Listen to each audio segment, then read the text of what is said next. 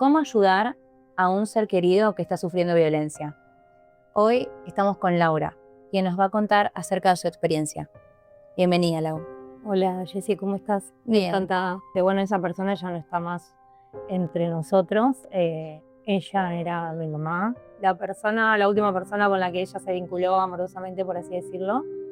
Es como que hubiera querido agarrar una gran goma y haberla borrado de la existencia del planeta. Cuando tus papás se separaron, ¿el vínculo con ella siguió de la misma manera o viste cambios en ella como en tu papá? A mi mamá le costó mucho tomar la decisión de la separación. Le costó bastante. De hecho, hizo terapia un tiempo y demás como para prepararse para la decisión que estaba por afrontar. Obviamente, socialmente era otra época, ¿no? Era como que no estaba bien visto separarte del hombre con el que habías elegido casarte y tener hijos. Pero bueno, toma esa decisión y ella queda sola, afrontando lo que era la educación y el cuidado nuestro, ¿no? Era poco el tiempo que compartíamos con ella porque estaba todo el tiempo trabajando. Ella siempre muy preocupada por nosotros. A veces tenía un diálogo como para decir, bueno, cierta orientación ante la vida, y por otros momentos, cuando se sentía limitada, recurría capaz a un castigo que no era el correcto, ¿no? O sea, también estaba como un poco incorporado a ella algunas cuestiones que arrastraba de su infancia, siendo que era la persona más dulce del mundo. O sea, a veces se escapaba esa herramienta que no era la correcta con nosotros para corregirnos. Bueno, ella con el correr del tiempo y demás, aproximadamente yo estaría terminando el secundario, eh, ella empezó a estudiar Derecho. Y bueno, durante este trayecto de que ella estaba estudiando, conoce a una persona que era profesor de la facultad, que daba una de las materias. Y bueno, y surge una relación con esta persona. Esta persona era un poco más grande que ella y se mostraba como un hombre de familia, como un buen padre, como un buen ciudadano y como un hombre, em, ¿cómo te puedo explicar? Impuesto en la vida, ¿no? Con una buena posición económica, como alguien preparado y demás, cosas que a ella en principio Le causaron le admiración, me causaron imagino. admiración, ¿no? Porque yo creo que ella buscó toda su vida como esa admiración de su papá, y como que yo calculo que a la hora de elegir pareja, en ese momento buscó a alguien que tuviera una figura también un poco paterna, de cuidado con ella y demás, y como que se sentía cómoda en ese lugar. Y bueno, nosotros en principio lo conocemos, viviendo en una casa que también conocimos y demás, y él siempre hablaba como de su soltura económica, ¿no? Y yo recuerdo perfectamente, y esto no porque yo sea materialista, ni mucho menos porque no pasa una relación por lo que tenga la persona o no, no me olvido más que la primera vez que fui a la casa, yo veía como mucha dejadez, como muchas cosas rotas, sucias, desprolijas, que no me hablaban de la persona que él decía que era. ¿Cómo era el vínculo entre ellos? A ver, era difícil encontrarte con mi mamá a solas, porque desde que él empezó a formar parte digamos, de su vida, era como que cada vez que veía a mi mamá, estaba él. O sea, yo iba al negocio, a la inmobiliaria, donde ella siempre siguió desarrollando su actividad, pese a que era abogada, seguía con el rubro inmobiliario, y recuerdo llegar y encontrarlo a él sentado con un diario, yendo, viniendo, trabajando, atendiendo, o sea, y él ahí como con una rigidez, como, viste, no sé cómo decirte, el jefe, viste, Controlando. como controlando cómo ella trabajaba, se desenvolvía, caminaba, cómo hablaba con los clientes. Mis abuelos deciden irse a España y dejarla a ella a cargo de digamos, de la inmobiliaria. Y él por todos los medios tratando de que cerrara esa inmobiliaria y que abriera una nueva. Nunca supe por qué.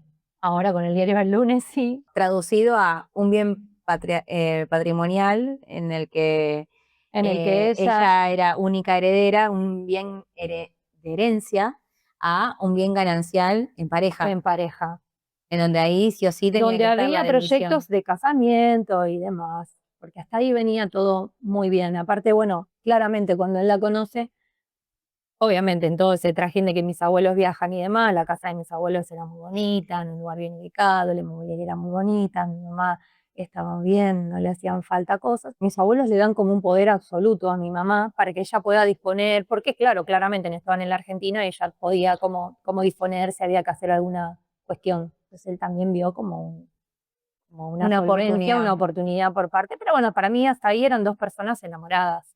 Y ahí es donde él de repente empieza como a llevarla a ella a que, bueno, todo lo que ingresara y todo lo que ganaba y todo lo que se tenía que pasar por intermedio de sociedades y no por bienes propios o patrimoniales.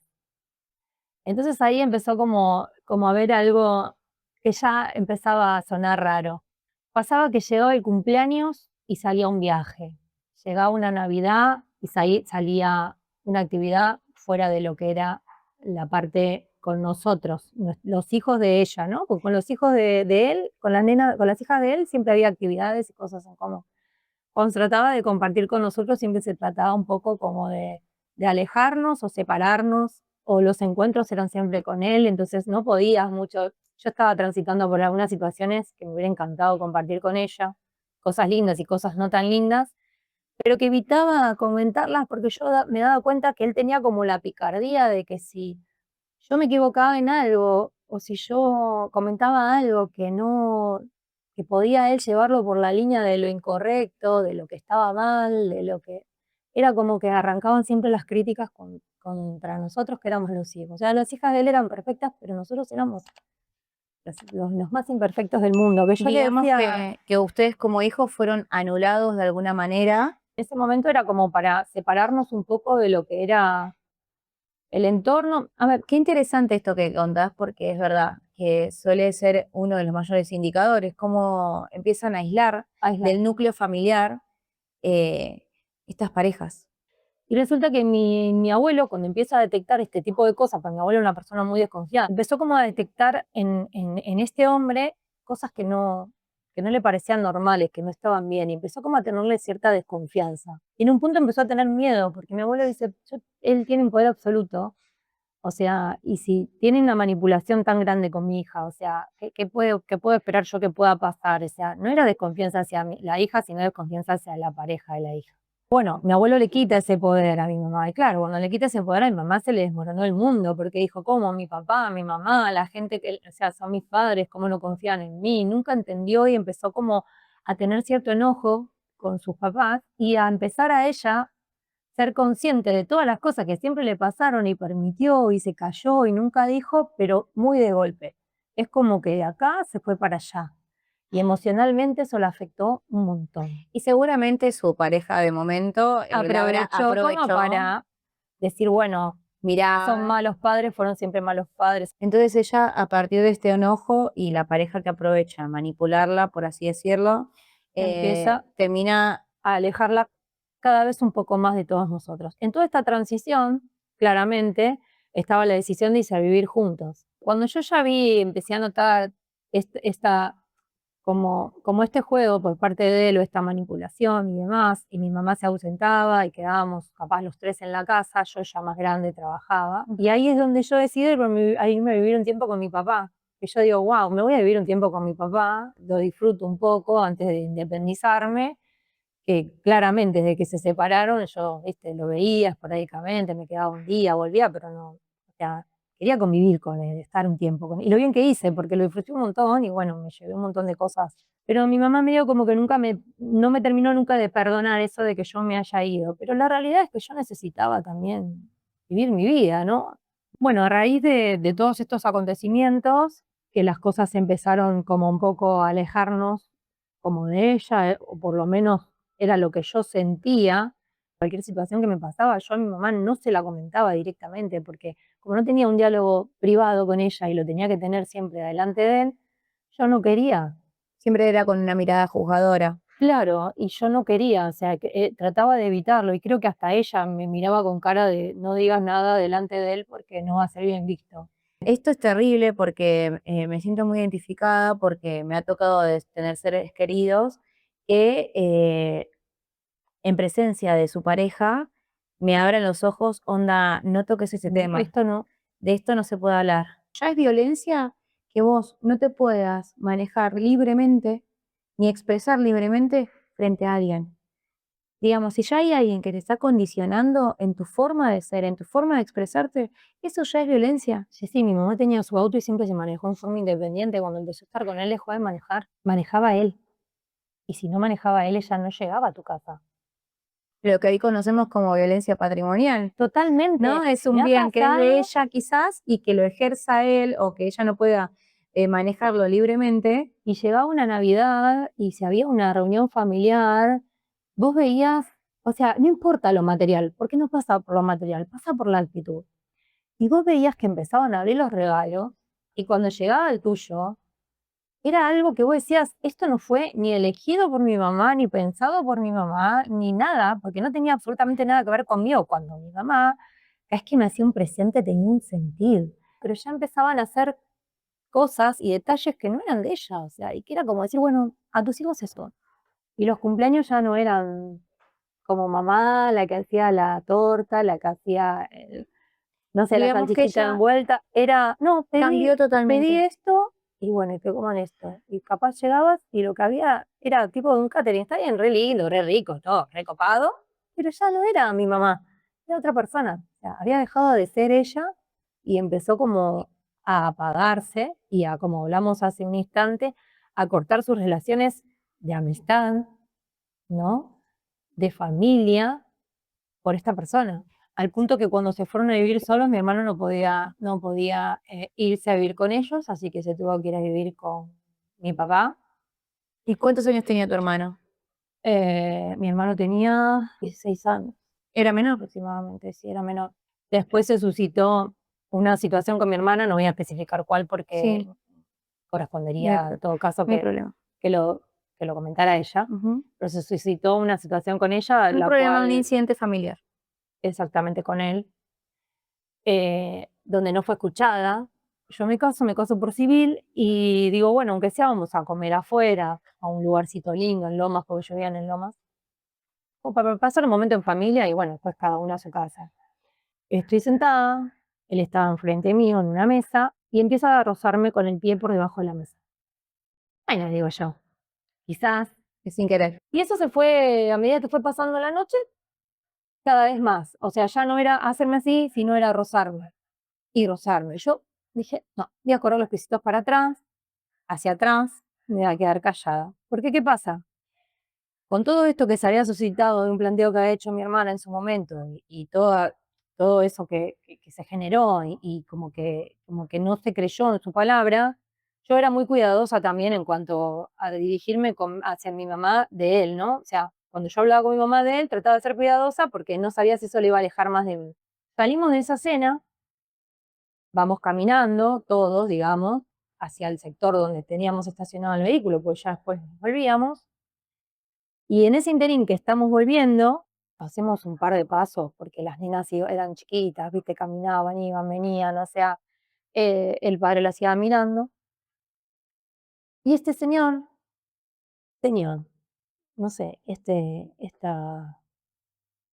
esta cosa, me toca, me toca las partes, me toca las partes del lado de atrás hacia adelante y saca la mano. Pero no te digo que me hizo así, literalmente me metió la mano. Yo estaba con un jean, gracias a Dios. No me preguntes por qué. Hoy por hoy estoy enojada, porque no hice nada, porque mi cabeza trabajó diferente en ese momento. Mi cabeza trabajó, No, te quedó, fue la película para atrás, tiquiriririri, y volví a mi hermana. es lo que suele suceder a personas que fueron abusadas o violadas, que lo primero que dicen es, ¿por qué no te moviste? ¿Por qué no te defendiste? ¿Por qué no hiciste nada?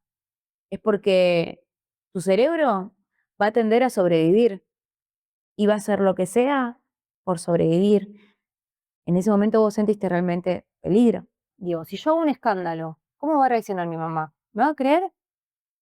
Wow. Si ya en algún punto, ante otra situación, este hombre siguió con su vida como nada. ¿Por qué? Porque la otra persona no fue escuchada. Yo sería una persona más que está planteando otra situación. ¿Me va a creer? ¿Lo va a elegir a él? ¿Me va a elegir a mí? ¿Qué va a hacer? Y con esa impotencia me subí al auto. Claro, cuando me subo al auto, rompo en llanto. A mis hijitas, que eran 2 criaturas, eran re chiquitas, estaba mi reciente marido, y yo empiezo a llorar. Empiezo a llorar, empiezo a llorar, empiezo a llorar, y me dice: "¿Pero qué te pasa?". Y lloro, y lloro, y lloro, y le digo: "No, me pasó así, no puede ser, ¿te habrá parecido?". "No, no me pareció", le digo yo, "no me pareció, porque fue algo burdo, grosero, asqueroso, inmundo", le digo, "lo hizo con una intencionalidad bastante para que yo reaccione". "Bueno, pero ¿qué hacemos?". Le digo: "Mira", le digo, "yo analizo que él lo que quiere es terminarnos de alejar de mi mamá, porque no puedo entender, lo hizo con una intención de diferente, siento que fue como una estrategia de él". Le digo: "No deja de ser un abuso". O sea, mi mamá termina quedando sola. Al tiempo se enferma, le detectan cáncer, un cáncer en un grado bastante avanzado, que necesitaba sí o sí una intervención quirúrgica. Ella se interviene quirúrgicamente, queda a tratamiento, a post-tratamiento también por el cáncer, pero los médicos, no le daban muchas, em no le decían de que la realidad es que no decían que se iba a curar. En principio, mi abuela, iba a hacerle ciertas asistencias a la casa a ella, ¿no? Él era muy raro que no estuviera en la casa. Si se iba, decía que iba al banco, no sé a qué, vaya a saber a qué, pero no la dejaba compartir mucho tiempo a mi mamá sola con mi abuela, como que le molestaba que mi abuela fuera a cuidarla. Era la mamá, ¿cómo la va a cuidar? Que mi abuela me comenta que una de las veces que la fue a cuidar a mi mamá, ella vivía en el último piso del edificio donde estaban. Entonces la tenía que acompañar en el ascensor, bajar, abrirle la puerta para que mi abuela se vaya. Cuando están bajando en el ascensor, eh, este hombre la toma de los pechos.